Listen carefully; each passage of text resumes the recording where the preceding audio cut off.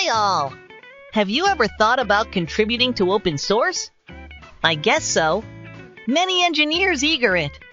But it's not easy, isn't it? But in case of Chromium, it feels much trickier because it doesn't use GitHub. No GitHub? Then how do they work? Actually, they have their own infrastructure. I think this must be the biggest barrier for first-timers. So today, I'm going to show you how the contribution process goes with my tiny patch. It's 5 lines of deletion, so I'm not going to focus on the code, but on how the process works. Okay, let's get started. So, what are they using instead of GitHub?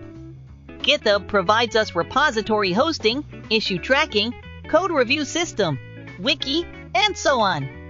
But Chromium has its own infra for these. For instance, for issue tracker, issues.chromium.org is used.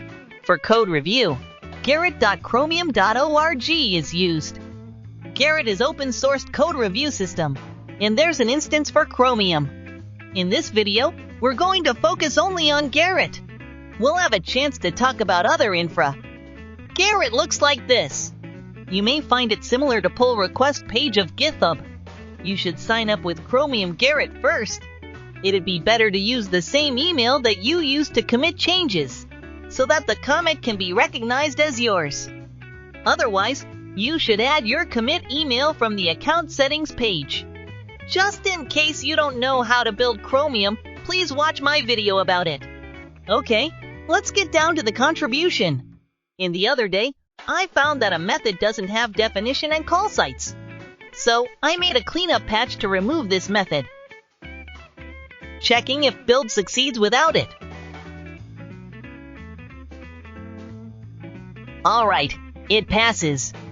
I configured the Git email, the one with that I signed up for Gerrit, and committed my patch.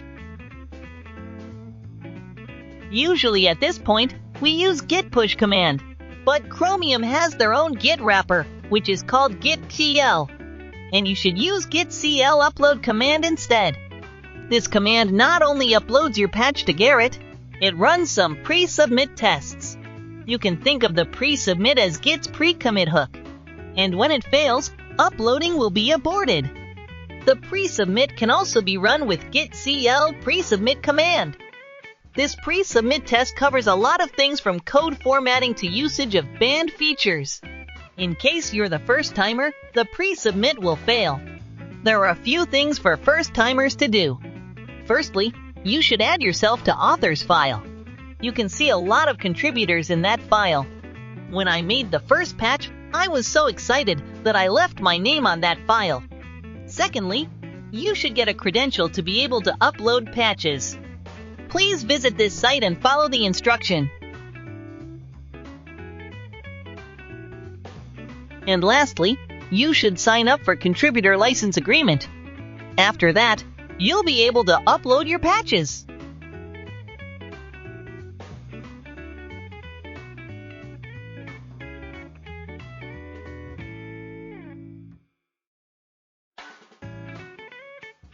Note that there'll be another prompt requires patch title and description. Your commits in your branch will be squashed and pushed with the title and description in the new prompt. Once it finishes uploading, you can see your patch from the Gerrit. The next thing is checking if everything works as expected. CQ is CI infra that runs tests and lands patches. And dry run is a function that runs tests without landing it. So, it'd be great if you can run dry run command before asking review. But if you're newcomers, then you might not have the access, what's called try job access. In case of this, you can ask someone else to dry run on behalf of you. It could be an issue owner, file owner, or potential reviewer. In order to find owner easily, you can use git.cl owner command. This command interactively selects reviewers, so answer no to the prompt at this stage. When dry run succeeds, now it's time to find a reviewer. There are 2 rules for landing patches. First, patches should be reviewed by at least 2 committers.